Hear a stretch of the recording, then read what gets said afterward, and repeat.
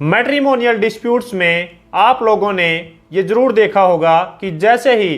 पति और पत्नी के बीच में मैट्रिमोनियल डिस्प्यूट अराइज होता है तो पत्नी की तरफ से 4 से 5 जो केसेज हैं वो पति के खिलाफ डाल दिए जाते हैं, जिनमें से एक केस है 498A क्रूल्टी का और दूसरा केस है डोमेस्टिक वायलेंस एक्ट का और जो तीसरा केस है अंडर सेक्शन 125 CRPC जो कि मेंटेनेंस का केस है और जो फोर्थ केस है वो है डाइवोर्स का। और अगर कोई भी बच्चा हुआ है तो बच्चे के रिगार्डिंग भी जो है कस्टडी का केस वाइफ के द्वारा हस्बैंड के खिलाफ डाल दिया जाता है। लेकिन आज की वीडियो में हम जानेंगे कि अगर पत्नी के द्वारा पति के खिलाफ जो मेंटेनेंस केसेस हैं वो डाल दिए गए हैं तो वो सारे के सारे जो केसेस हैं वो पति के खिलाफ खत्म हो जाएंगे, क्योंकि इसके रिगार्डिंग हाल फिलहाल में एक लेटेस्ट कानून आ गया है। सो फ्रेंड्स, मैं हूं एडवोकेट मोहित और आप देख रहे हैं हमारा चैनल लीगल अटैक। अगर आपने इस चैनल को अभी तक सब्सक्राइब नहीं किया तो चैनल को सब्सक्राइब कर लीजिए, क्योंकि लॉ से रिलेटेड बहुत ही बढ़िया कंटेंट इस चैनल पे आने वाला है। सो फ्रेंड्स, बिना किसी देर के चलिए वीडियो शुरू करते हैं।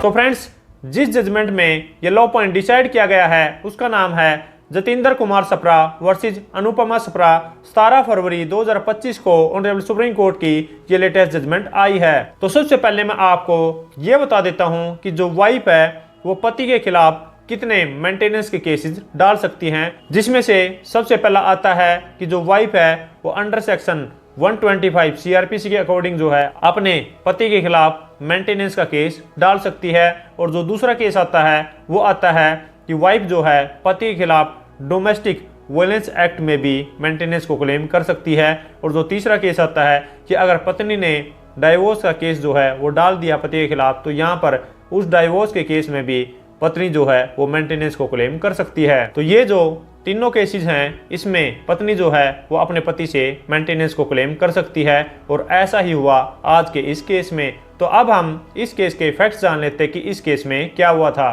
तो यहाँ पर इस केस में भी पति और पत्नी के बीच में जो है मैट्रिमोनियल डिस्प्यूट्स अराइज हो गए और यहाँ पर पार्टीज के बीच में जो है वो काफ़ी सारे केसेस चल चुके थे। तो यहाँ पर जो मेंटेनेंस का केस है वो भी चल चुका था और जो डाइवोर्स का केस है वो भी चल चुका था। तो इस अकॉर्डिंग जो है उनके बीच में काफ़ी सारे केसेस चल गए। और यहाँ पर जो डाइवोर्स का केस था वो डाला गया था इरिट्रीवेबल ब्रेकडाउन ऑफ मैरिज के ग्राउंड पर कि यहाँ पर जो मैरिज है उसको किसी भी तरीके से नहीं बचाया जा सकता, तो यहाँ पर हमें जो है वो डाइवोर्स दिया जाए। तो यहाँ पर ये जो मैटर है तो फाइनली पहुँच गया ऑनरेबल सुप्रीम कोर्ट के पास। तो यहाँ पर ऑनरेबल सुप्रीम कोर्ट में जो भी परमानेंट एक एलिमनी है वो यहाँ पर सेटल हो गई 50 लाख रुपए में। तो यहाँ पर जो पति है उसने ये जो परमानेंट एलिमनी है 50 लाख रुपए ये 5 इंस्टॉलमेंट में वाइफ को देनी थी और पति ने ये जो 50 लाख रुपए हैं वो 5 इंस्टॉलमेंट में अपनी पत्नी को दे भी दिए। तो यहाँ पर पार्टीज के बीच में जो है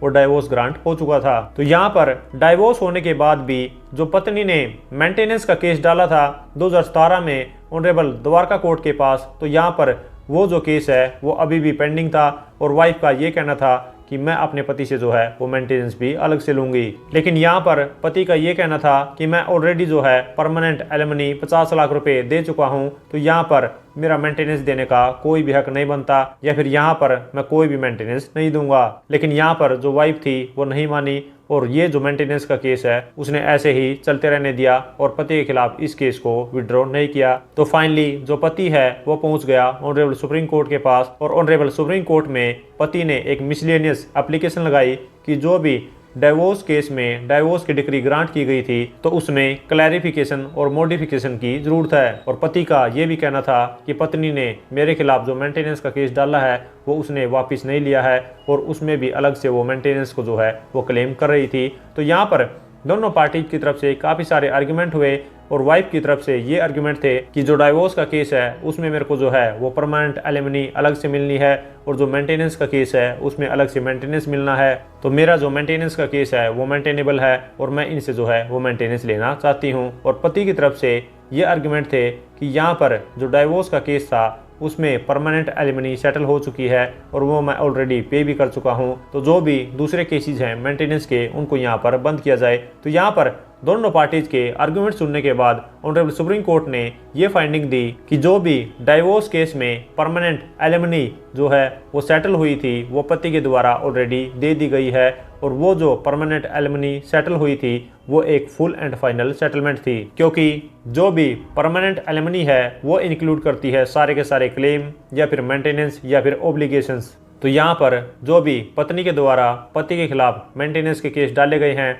या फिर क्लेम के केस डाले गए हैं, तो यहाँ पर वो ऑलरेडी सारे के सारे परमानेंट एलिमनी के थ्रू सेटल हो चुके हैं। तो यहाँ पर अब कोई भी केस नहीं चलेगा और यहाँ पर फर्दर क्लेम का कोई भी स्कोप नहीं है। तो यहाँ पर जो भी पति के खिलाफ मेंटेनेंस के केसेस डाले गए थे वो सारे के सारे इस क्लैरिफिकेशन के थ्रू, मॉडिफिकेशन के थ्रू जो है ऑनरेबल सुप्रीम कोर्ट ने क्लोज करवा दिए। सो फ्रेंड्स, आशा करता हूँ कि आप लोगों को भी समझ आ गया है कि अगर डाइवोर्स के केस में कोई भी फुल एंड फाइनल सेटलमेंट जो है परमानेंट एलिमनी के तौर पर हो गई है, तो पत्नी जो है वो पति के खिलाफ कोई भी दूसरा मेंटेनेंस का केस या फिर क्लेम का केस नहीं चला सकेगी और वो सारे के सारे केसेस जो हैं वो पति के खिलाफ क्लोज हो जाएंगे। और ये भी आशा करता हूँ कि आप लोगों को इस वीडियो से, इस जजमेंट से कुछ ना कुछ सीखने को मिला होगा। और अगर ये वीडियो आपको अच्छी लगे तो लाइक कीजिए, शेयर कीजिए। और अगर आप कोई भी मैट्रिमोनियल डिस्प्यूट के रिगार्डिंग या फिर प्रॉपर्टी डिस्प्यूट के रिगार्डिंग लेटेस्ट जजमेंट्स के बारे में जानना चाहते हैं तो दिए गए नंबर पर व्हाट्सएप करके व्हाट्सएप ग्रुप को ज्वाइन कर सकते हैं,